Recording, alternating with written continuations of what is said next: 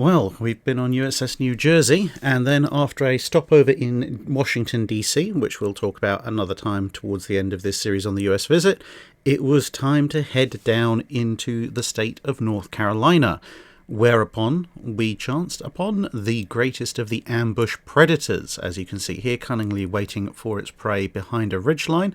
It is, of course, USS North Carolina herself. Now, this particular video is going to have a slightly different format to the other US tour ones that you've seen so far, largely because I wasn't able to do a tremendous amount of filming aboard the ship. Now, you might ask, why not? Well, trust me, it wasn't because of a lack of good reception. The docents and staff aboard the ship were absolutely wonderful and welcoming. Can't fault anything of the reception and the tour that we received while we were there. But as you might guess from the skies, there was one slightly complicating factor. Everywhere you go, always take the weather with you. And of course I'm British, so yeah. So yeah, non-waterproofed electronics outside in that weather, not exactly a wise idea. But nonetheless, this is the view that you get when you're boarding USS North Carolina. Now, at the time, she was just coming towards the end of some major repair works and refit works. So as you can see, the upper part of this forward superstructure was still enmeshed in scaffolding, but we still will have a chance to go and have a look up there anyway. And I was also fortunate enough to be sent some pictures and a little bit of drone footage from a subscriber who was actually at North Carolina a few months earlier, whilst the cofferdam area had been drained. So this also gives you another good idea of what the ship looks like from the air, which obviously I can't do because I lack the ability to fly, unfortunately. But what you can see just coming up is the area, or just above the area, I should say, where North Carolina was torpedoed back in 1942. More on that next week, when we're going to be speaking to a Rear Admiral from the US Navy on exactly what happened that day when North Carolina was hit by I-19, along, of course, with USS Wasp and USS O'Brien. But it also gives us an opportunity to see different methods of preserving a ship, because all the other ships you've seen so far, Salem, Constitution, New Jersey, Massachusetts, they all live at docksides, quaysides, piersides, whereas North Carolina, although she's normally in the water, she also has this cofferdam system in place which keeps the water immediately around her a little bit calmer, and of course, as you can see here, can be drained to allow for repair efforts to at least the upper and middle portions of her hull. And this is a feature we will see in a museum ship or two further down the line in this series on museum ship tours. And in many ways, the cofferdam offers some of the advantages of a dry dock without actually, needing an actual dry dock. And this was some of the work that was being done earlier in the year, or I guess in 2021. You can see working there on the ship's bow, which is normally, or at least this section would be normally under the waterline. And, well, you can appreciate just how thin the bow of a battleship gets there. You can literally see right through it with the plating off, and you can see it's not actually that wide at all. But it's the kind of work that needs to be done in order to keep the ship preserved. And by the time I got there, it had, of course, been done and was all flooded back again.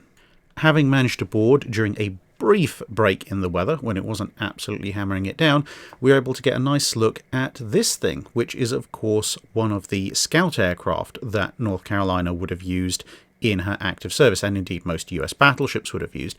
Now, I don't recall whether this is exactly one of North Carolina's aircraft. I suspect not. I suspect it probably is just one of, but if one of the staff is watching and would like to offer an opinion one way or the other, please do let us know in the comments below. But in any case, this is of course the OS-2U Kingfisher, and as mentioned, it lives on the stern of the battleship both now and back in the day when she was in active service. This is a bit different from a lot of other battleships. Now, some battleships of the World War II era did have rear-mounted aircraft catapults and so forth, but quite a number, such as the British and the Germans, tended to have their aircraft living amidships. Either option has advantages and disadvantages, but outside of aircraft handling, one of the other big things basically comes down to survivability of the ship versus survivability of the aircraft. Let's just say these things didn't have a tremendously long life expectancy if the rear guns had to open up. But that aside, you might have noticed these little things attached to the wings because, of course, the Kingfisher wasn't just for scouting and reconnaissance and observation.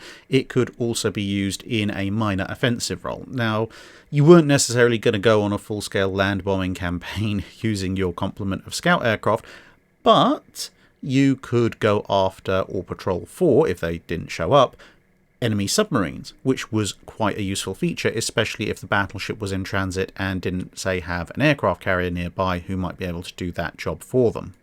Also present on the upper deck is the bell from one of the previous USS North Carolinas, in fact, the direct antecedent of this particular vessel. The 1908 symbolising the commissioning date of the Tennessee-class armoured cruiser, USS North Carolina, although she only retained that name until 1920, when she was renamed Charlotte to free up the name for what would have been the next USS North Carolina, which was supposed to be a 1920s type South Dakota class battleship, the one with the 12 16-inch guns, not the 1930s fast battleship. But that didn't come about, and so there was no South Dakota class North Carolina, and the Charlotte, as she was now called, would hang around until 1930, mostly in reserves, when she was scrapped, but the Bell retained and now is aboard BB-55.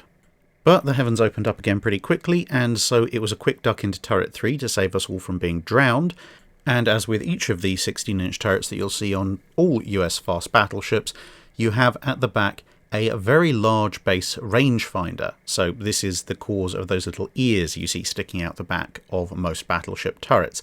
This is standing height, so this is pretty much once you've come up the hatch in the floor of the turret, this is one of the views that you'll be confronted with.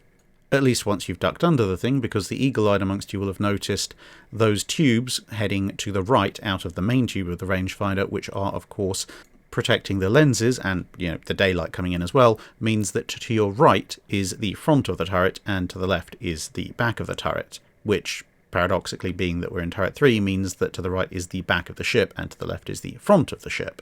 So ducking back under, you can see just to the left is some of the equipment that would allow a crewman to use that rangefinder to establish range should something happen to the several other options of working out range, whether they be radar or optically based, which constitute the primary fire control elements of the ship. So even though this is a fairly major part of the turret, if you're using this rangefinder for anything other than spot checks, something's probably gone horribly wrong. And this is the bit you'd actually look through. You can see there's not actually that much to adjust. There's a silver dial on the right, which tells you that it has the ray filter options for different light levels. Nameplate, which tells you that this is a Bausch and Lomb unit. And there's a few focusing elements for people perhaps with glasses and also for different ranges, etc. But it's actually not that complicated a setup in this section. But what you do have around that bit, which you can just see in the top right of this photo, is a bunch of additional controls which, in this case, allow you to change exactly where the rangefinder is looking, because bear in mind that the guns may be pointing in one direction, but they have to be pointed slightly offset from the target. So you do need the ability to move the rangefinder to actually look at the target, which may be a few degrees off bearing compared to where the turret itself as a whole is pointed. And of course you may also have to adjust for height. But if the worst came to the worst and you did have to use the rangefinder to calculate where you're going to fire the guns from this turret, each turret is equipped with one of these things. This is a Mark III Mod 1 fire control computer. As you might have seen, the main fire control computer aboard USS New Jersey is considerably larger, as is the one in the depths of the North Carolina. This is effectively your little pocket calculator version that's used in extreme circumstances.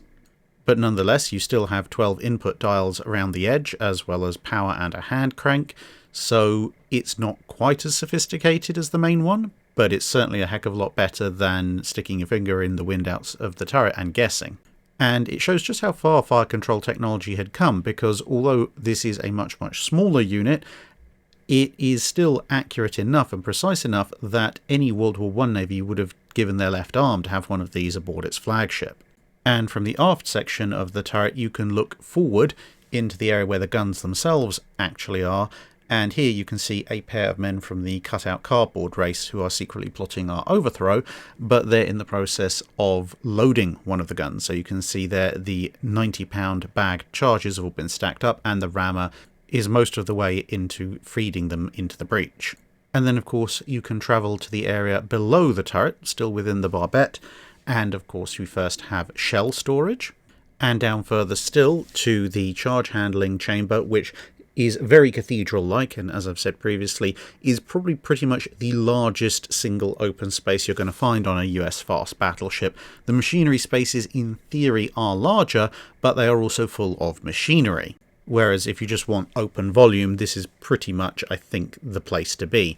Now, obviously, these are blue practice rounds that are chained up in this area. And then, of course, at the bottom of the chamber, you have what you might by now recognise as the charge handling chute, which is feeding the charges into this area where they would be put on the hoist, which would go up to the turrets and keeps this area separate and therefore flash tight from where you're actually storing all of the charges, which is a good thing. There's a hose there right next to it, just in case that doesn't quite work. And you'll also notice the rather major pipe work and valves, which are there just in case the problem is a bit too much even for a hose. And on the other side of that system, of course, is where the charges are stored in these lovely metal bins, which you've seen being opened already on previous videos on this tour. But as I've said a few times in various dry docks, each museum ship that I visited, even the fast battleships, which you might think might start to seem very similar, they all tell their stories in slightly different ways. And in this case, you might spot there on the left, there are some things that do not normally belong either on a North Carolina class battleship or indeed normally in the magazines generally. And this is part of an educational display which shows you how the firepower of ships called North Carolina has evolved over time. So in this box you can see there is a fairly standard cannonball with some wadding and a single charge bag. Now this is the kind of projectile and charge that would be used aboard the first USS North Carolina, which was a ship of the line launched in 1820.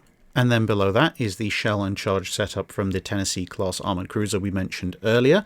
So now we have two charge bags, and of course they're bigger, and you can see how the projectile has gone from just being a round lump of iron, or a round lump of iron with a hollow in the middle with some explosive in it, to something more closely resembling an aerodynamic shell. And hiding there at the bottom is a full array of charges and shell for this version of the North Carolina. So you can see 6 90-pound charges and one shell stuck on top. And, well, it's a considerably larger pile of explosive than it is for either of the other two, or indeed the other two combined. Now, there is another North Carolina around at the moment, which is SSN 777, a Virginia-class submarine, but for some reason the US Department of Defense wasn't particularly willing to lend them a Mark 48 ADCAP torpedo or a Tomahawk cruise missile to stick down here, so I'm afraid you'll have to deal with just having the 16-inch shell. Now, on our way up, over, and then down again towards the machinery spaces, we came across this area, which holds one of the damage control stations, and in case you're wondering, this is an original diagram showing the extent of the damage that North Carolina took on the day that she was torpedoed. The areas highlighted in red are, of course, the areas of maximum danger, where things might catch fire and go boom, primarily the magazines. The area in yellow is the area that was actually directly flooded by the torpedo hit. The area in dark blue is the area that was counter-flooded in order to give the ship a somewhat more even keel in the immediate aftermath. And then the areas in turquoise right aft on the starboard side, those are areas that were also counter-flooded, but they weren't counter-flooded initially in the aftermath of the torpedo hit. But once it was decided that North Carolina had to head back to Pearl Harbor, these were counter-flooded in order to provide the ship a bit more fore and aft balance to improve seakeeping on the way back to Pearl Harbor, as opposed to the dark blue areas, which were just to get rid of the port side list. And of course, part of any good damage control station, you have to have inclinometers, so you can work out just what the ship is actually doing. So as you can see here, the top inclinometer is a very shallow one that tells you angles between 0 and 5 degrees, and then you have another one which goes between 0 and 15 degrees, And then you have one that goes between 0 and 20 degrees, and for times when you happen to be operating under Admiral Halsey and get caught in Typhoon Cobra, which North Carolina did, then you have this one at the bottom, which goes all the way up to 45 degrees, and, well, you don't really want to have one that goes further than that, because if you're in a battleship and it goes further than that, you're probably going to notice without the need of the inclinometer, let's just say that. And understandably nearby to the damage control station is the machine shop, or a section of the ship's machine shop capabilities. This, of course, allowing the crew to fabricate parts and spares and perhaps even whole new items that aren't covered in the general ship's stores. And there are quite a few of these machines in a fairly large space, which gives you some idea of just how much capability was built into a battleship when it came to on-site repairs. There's this whole set of different lathe heads that you can see, so you can manufacture small items all the way up to very large items, and there's tool racks all over the place. You can see a bit to the left there, and of course they have a few in process, if you like, showing how things could be done, because of course it does require a high degree of precision to make spare parts, not something you could just freehand. And there are other machines, routers and so forth. And really, in total, this machine shop has a lot more equipment to a significantly higher quality than you'll likely find in a lot of land-based machine shops. But now we're quite deep in the ship, and we're coming across various bits of machinery. This is, for example, a control panel for voltage. You can see there is actually two separate voltages running through the ship on circuits controlled and monitored by this panel. Over on the left, you can see on the top left there's 450 volt circuits, and on the right there are 120 volt circuits. And then we get to a big control panel. Notice I say a big control panel, not the big control panel, because as you'll notice up there in the top, that is a sign that indicates we are in machinery room number 4. And this is unit number 3, but the grey box roughly in the middle of the picture, that is a shaft revolution indicator. So that's measuring the revolution of the propeller shaft in revolutions per minute. The double dial immediately below it shows how open the steam lines are for a head and a stern. At the moment it's half open just about, a stern and a head is fully shut. So in this current configuration, assuming the other machinery rooms were in a similar state, the ship would be reversing. And if you want to change that, then that's what the double wheel beneath that is for. So the smaller wheel in the front is the head valve, and the large wheel behind it is the astern valve. And of course all of that will eventually feed into this part, which is the reduction gear for the turbines, which will then feed into the propeller shaft, which we'll see in a minute.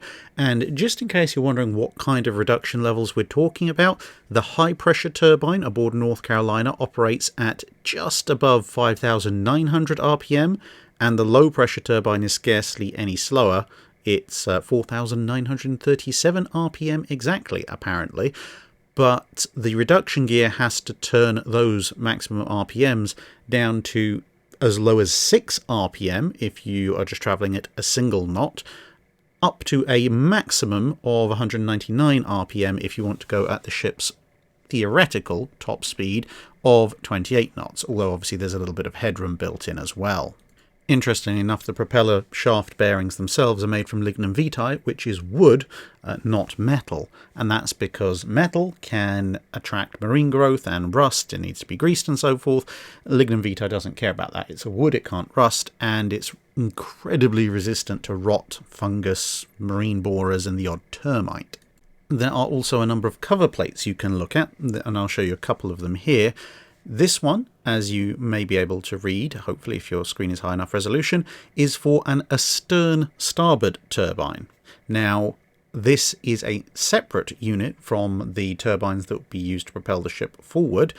And one of the ways that you can tell that is, as mentioned earlier, the high pressure and low pressure turbines used to drive the ship forward operate at round about 5,000 RPM, whereas with this one, you can see in roughly the middle, this one is designed for a speed of 3,299 RPM, or 183 or 188, I can't quite read the other figure, RPM at the prop, once it's gone through the gear reduction. You can also tell that on the right, this is an 8,000 shaft horsepower turbine, so it's very definitely not a main drive turbine, otherwise the ship wouldn't be going anywhere particularly quickly. But you can also see this is for a high-pressure unit, something the US Navy was very good at during World War II, 545 pounds per square inch of pressure at 675 degrees Fahrenheit, and this is a 1940s plate. I do love the little wording at the bottom as well. Before installing or operating, read the instructions. You know, just in case they let anyone with no training try and operate the thing. And then you have this. This is one of a number of similar plates. You can see there's a couple underneath this particular one. This is for boiler number 4, and this tells you exactly what this boiler's capacity is. Now, it's interesting because you'll notice the design pressure is 618 psi, but its hydrostatic test pressure is considerably higher than that, 927 psi, but its general operating pressure is 575 psi. So there's actually a fair bit of headroom in what you can do with this boiler beyond what its notional rating is for day-to-day use. There's also information on the safety valves. You can see there they all will pop just over 600 psi and then reset themselves at around about or just under 600 psi. So you can, in theory, take this boiler significantly higher, but you'd have to do something rather inadvisable with the safety valves first. And that all feeds into this, one of the main propeller shafts, and you can see that disappearing off into the shaft run, which will eventually exit the ship. And here in the middle we have one of the thrust bearings, which translates the force generated by the propeller in its shaft into movement forward for the ship, as opposed to movement that just rips the turbines off of their mountings and sends them ploughing forward, which is not an ideal way to get your ship going. Back near the beginning of the process at the boilers, you see here the variety of different oil sprayers that are available, which will allow you to generate different amounts of power, which will in turn mean different amounts of speed. And in this case, as you can see, they are color-coded for your convenience. There's kind of a white-silver set, there's quite a lot of green ones, some perhaps unpainted or possibly black ones, and some red ones hiding there at the far end. And there's some green one on the top left there that's currently plugged in. Also nearby is this handy framed little crib sheet. Now, if you've been on a tour of a museum ship, especially a museum battleship in the US, you'll probably have noticed a lot of pipework has different coloured stripes in different numbers of stripes as well. And you might think, well, what on earth do these mean? Of course, if you've served on a US ship, you probably already know. But for those of you who don't, this is a very handy reminder. So yellow is air, blue is hydraulic fluid, brown is a fire extinguisher but not water, red is for some form of hydrocarbon, anything from fuel oil to gasoline, then you have black for steam, and a kind of dark green for various kinds of water. And this is useful in all sorts of circumstances, from general maintenance all the way through to urgent damage control. For example, if a section of, let's say, Broadway is on fire, and you're next to a bunch of valves which control various pipes that might be heading down that way, well, you probably want to be sealing the valves in red first, and, well, maybe the ones in dark green or the one in brown, you don't mind so much if the fire breaches those, because that'll help put it out. And speaking of hydrocarbons, here's 2 different sample bottles with 2 rather different samples in them, but they are both hydrocarbons oil used in the ship's propulsion systems. Now, fuel consumption on a battleship is an important thing to calculate. The last thing you want to do is run out of fuel at sea. Now, you might think, oh yeah, well, that's easy, just don't go 28 knots, that'll obviously burn a ton of fuel. But actually, even at cruising speed, there is quite the difference. So, for example, if you were to be travelling at 15 knots, the average gallons per mile, because yes, it's a battleship, so you measure in gallons per mile, not miles per gallon, the average fuel consumption at 15 knots is 145 gallons per mile. Whereas if you're travelling at just 20 knots, so only 5 knots more, and still something you might think of as approximately cruising speed for a fast battleship, you're now consuming about 218 gallons per mile. Now, how does that translate into longer distances? Well, for example, the calculations were done aboard the ship and posted up that if you wanted to go 3,000 miles, which is effectively from Pearl Harbor back home with some distance to spare, or from Pearl Harbor to the front lines with a little bit to spare, if you were going to do that journey at 15 knots, you would consume about 435,000 gallons of oil. But if you were to do the same trip at 20 knots, you would consume 654,000 gallons of oil. So, roughly speaking, about half again as much. And that in turn would seriously affect your ability to stay on station. So even on something with as deep a fuel reserve as a battleship, exactly what kind of speed you're going to be travelling at will make a significant difference. And in case you're interested, if the rate of fuel consumption increases roughly linearly within that narrow band, no, not really, because the average fuel consumption at 15 knots compared to the average fuel consumption at 18 knots only increases by about 50,000 gallons for that 3,000 mile trip, but from 18 to 19 knots, it goes up by 75,000 gallons. And then going up from 19 knots to 20 knots, it's a mere 45,000 gallon increase. So if you are wanting to be a little bit quicker than average, but still husbanding your fuel somewhat, 18 knots, assuming you're not at the time when North Carolina has a propeller set up to have the resonance issues at that speed, is about as fast as you want to go while being somewhat conservative with your fuel use. The minute you hit 19 knots or higher, your fuel use really starts to go up. I mean, not that the roughly 50,000 gallon difference between 15 and 18 knots is an inconsiderable amount, but at least it buys you 3 knots as opposed to just the one going up another knot. And if you're interested as to exactly what RPM the ship would need for that speed, or indeed most of the other speed settings, there is this handy period bit of paper stuck up in the engine room. It doesn't include 27 or 28 knots for some reason, but nonetheless, for speeds between 1 and 26 knots, this is what the engine room crew would be looking for. But as well as going forward at varying speeds, you might also want to change direction, and that's where this room comes in.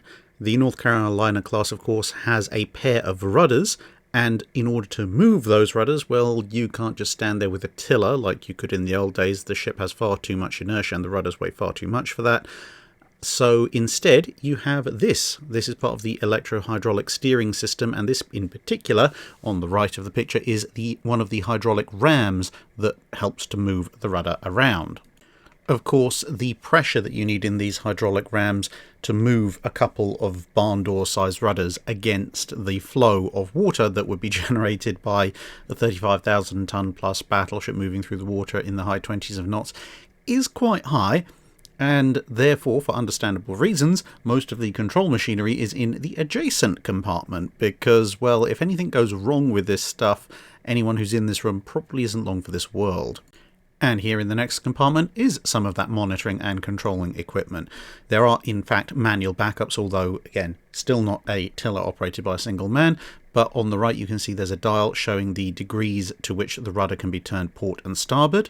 And slightly further along, you can see there are some pressure gauges. And yes, that measures in PSI. And no, I don't want to be anywhere near one of those things when it's activated.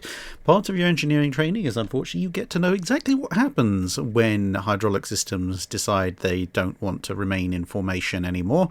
It's not pretty when a hydraulic press in a university lab goes pop. And, well, these things are on a whole other scale. Now, of course, it is very safe. North Carolina didn't suffer any problems with it, but as with my occasional vertigo on man-made structures, I have a deep and embedded mistrust of being anywhere near high-pressure hydraulic systems if I can at all avoid it, if they happen to be active, or else I have to really trust the manufacturer. And I think in this case we'd probably be fairly safe. And taking advantage of another quick break in the weather, we popped up onto the upper decks to have a look at some of the anti-aircraft armament. And on the way past Turret 3, we stopped to see one of the rangefinders. So this is the rangefinder you saw earlier, except now an external view. You can see those two little tubes you saw internally looking out upon the world. And then heading forward down the starboard side, we come across some of the 5-inch 38 gun mounts that you'll have seen in some of the external photos earlier. Now, of course, as with USS Massachusetts, North Carolina retains her full complement of 5-inch 38 gun mounts. The Iowas had some of them taken away when they were refitted in the 1980s.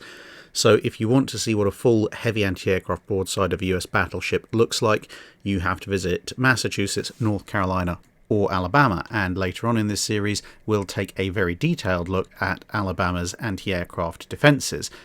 But as you progress up the starboard side, you come across this thing, and you might be thinking, what's this doing sitting between a couple of 5-inch 38 mounts? Well, it's not a 40mm mount in a state of construction or a 5-inch mount in the state of disrepair. This is in fact a 5-inch mount loading trainer. The idea of this is that it can get the crew practiced at loading the ammunition into the 5-inch guns without having to A, potentially wear out or damage the actual 5-inch guns. B, in times of war, the 5-inch guns can still be fully loaded and manned, ready to go into action at a moment's notice. And C, because it is somewhat more open, a trainer can explain to the crew in more detail and with a bit more agility exactly what they may or may not be doing wrong and exactly what is and isn't best practice for loading. So 5-inch 38 gun crews would spend a fair amount of time on this, learning how to work their guns, and then also, once they've got up to spec, keeping their skills in check. And just behind and above, abreast one of the funnels, you can see two of the anti-aircraft fire control directors. Now, whilst these are primarily in place to help with the 5-inch 38 guns and ranging in on enemy aircraft, these can, believe it or not, also be used to supply data to the main fire control room in the event that something happens to the foremast, where the uppermost range-finding position would be found. And then if something happened to one of these units, then there are other potential areas that you could use as backup, although with limited sweeps of fire. And if all of that has gone horribly wrong, let's say the entire upper works of the ship have been heavily plastered, as happened with South Dakota at Guadalcanal, that's when the little backup fire control systems and the big rangefinders in the turrets could come into play. Although all of these systems can be used simultaneously to provide data to the fire control systems if you want to average out what each of the optical rangefinders is saying. Of course, radar is very useful, but radar, as we know, can sometimes malfunction. And at the time the North Carolinas were designed, it actually didn't exist in usable format for ships. And just below the 5-inch mounts, there's an array of 5-inch shells. Now, one of the things you'll notice immediately on the lower part of the shell is the copper driving band that engages with the rifling. That's obviously very important for accuracy, but you'll notice they are also different colours. So the shell on the far left and the fourth shell from the left, the ones that are this kind of dull grey olive green colour, those are 5-inch 38 AAC, or anti-aircraft common shells. So these are your standard anti-aircraft shells to be chucked up at incoming Japanese aircraft. The blue shell with the white star on it is an illumination round, i.e. a star shell. The grey or pale grey round in the middle, that is a white phosphorus round. Yeah, just don't be anywhere near where that thing lands. And then on the far right, in the kind of mid-grey tones with the green band on it, that is a common shell. So in the event that you need to actually use the 5-inch 38s against a surface target or against a land target, the grey shell on the right is what you would be chucking down range. And then we get something really unique on the ship, something that you aren't going to find in many other places, if at all. This is in fact one of the very few surviving Chicago pianos, the 1.1-inch gun. Now the 1.1-inch or 28mm quadruple barrel anti-aircraft mount was something that was a bit of a step up from single or quadruple 50 cals, which had previously adorned US ships as light anti-aircraft weapons, Coke machine not original to the 1940s. But whilst the gun itself had some pretty decent characteristics for a light anti-aircraft weapon, certainly when compared to the Japanese 25mm, and even on paper when compared to the Oerlikon 20mm, there were significant mechanical issues with the reliability of the mounting itself, and so they proved to be relatively unpopular in service, although progress was being made towards fixing the issues. The simple fact of the matter was that very soon after people started raising major issue, the Oerlikon 20mm started to come into wide-scale production, and it was just simpler and easier to install lots of single or twin Oerlikon 20mm instead of the 1.1-inch. These other mounts were also significantly lighter, which helped to get them tracking enemy aircraft a lot easier as well. And the Oerlikons also had a greater sustained rate of fire because they could be fed by drum magazines, which held a few more rounds, and in single and twin mounts were much easier to reload. as opposed to the reloading system on the 1.1 inch, which you can see here, which looks all very well in practice, but can you imagine trying to reload the middle guns whilst the outer guns are still going in the middle of a firefight?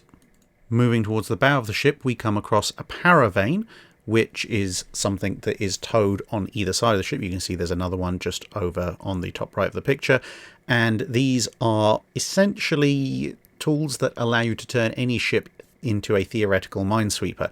You can see there's a pair of blades there at the top which will, in theory, again, cut the cables of mines that it comes across, and they do actually work relatively well. The only slight downside, of course, is that if you have to use paravanes, then it means that your ship, which they're attached to, is nosing into a minefield, and that's not necessarily something you want to have to do with a highly expensive battleship, but it's better than nothing, because a mine that you have physically missed but would get sucked into the ship's side, which is how most ships get hit by mines, actually hitting one bow on is relatively rare, well, the paravanes should take care of that for you. But we were talking about 20mm Oerlikons, and here are some 20mm Oerlikons. These are, as you can see, single mounts, and they are preserved on the bow of the ship, whereas on New Jersey you saw there were some of the gun pits for 40mm Bofors mounts. North Carolina, of course, came into service somewhat earlier than New Jersey, and whilst some of the Allied vessels that came into service towards the mid to latter part of World War II tended to have more 40mm present compared to 20mm as opposed to earlier vessels, on earlier ships they faced a situation where the US was first trying to decide whether or not to adopt the Bofors 40mm in the first place, and then once they did, they had to get it up to full-scale production, and so large numbers of 20mm Oerlikons were the best thing that they could realistically hope for, and they didn't do too badly. I mean, large numbers of Oerlikons were responsible for ripping apart large numbers of Japanese aircraft in the Guadalcanal campaign. The only real limitation to the Oerlikon in the early part of the war was the fact that it was essentially a point defence weapon. The 5-inch 38s could reach out far enough to help the battleship shield other ships from attack, but the 20mm Oerlikon was very much the enemy is coming at us specifically, therefore we shall greet him with copious amounts of lead weapon. But that's not to say the ship was entirely without 40mm Bofors. There were a number of installations. You probably spotted a few during the drone flyovers at the beginning of the video, and here is one of those installations aft. Now, one of the easy ways to tell where a photograph was taken when it comes to photographs of North Carolina's current anti-aircraft battery is to look at the colours they're painted, because the colours of the gun mounts are roughly in keeping with the prevailing colours of the camouflage scheme. So you saw the bow-mounted Oerlikons are painted that kind of pale cream, I guess it's supposed to be white maybe, and here the Bofors are in this darker blue-grey colour because that's more of the colour that's present in the aft portion of the ship.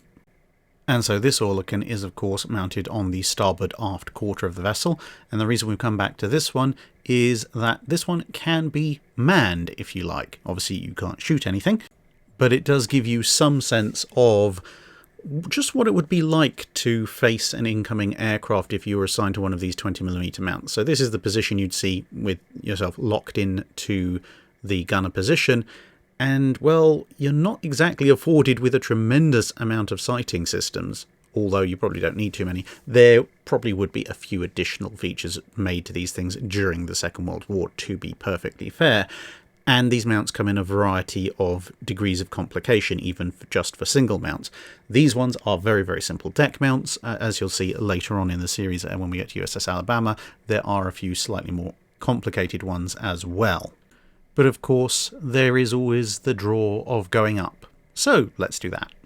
So this is the second highest point on the forward superstructure. The only higher point is one level higher, which is where the main rangefinder system is.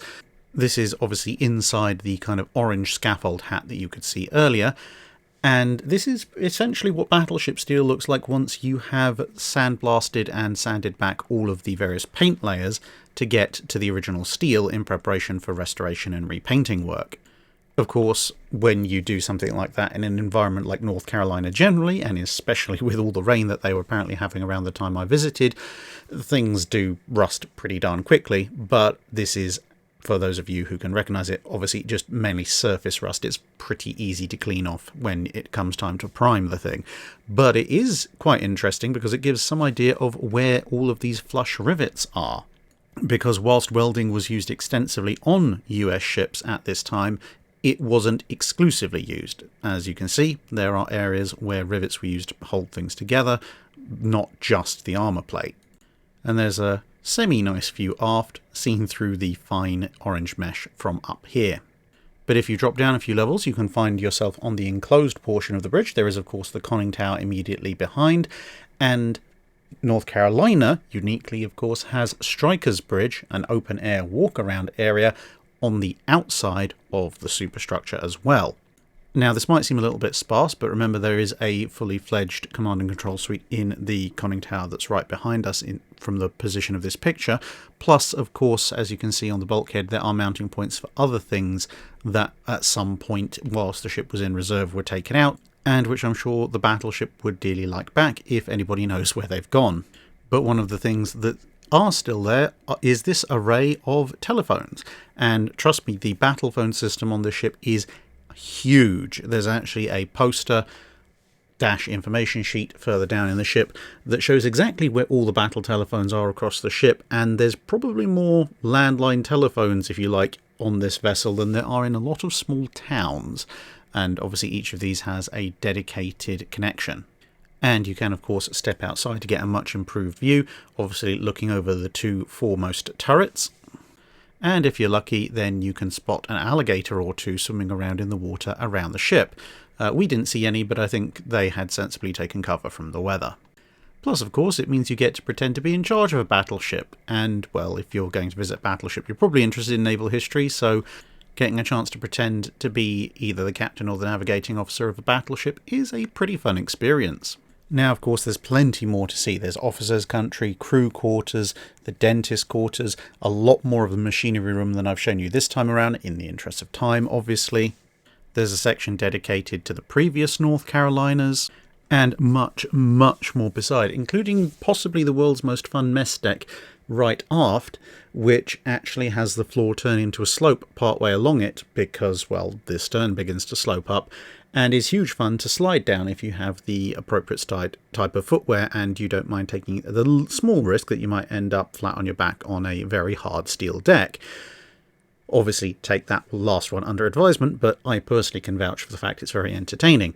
And some of those areas will feature in future videos, but as I've said before, my general policy is to try and give you a decent flavour of what you can see on a museum ship without showing you absolutely everything, because at the end of the day, these ships survive by you and I visiting them.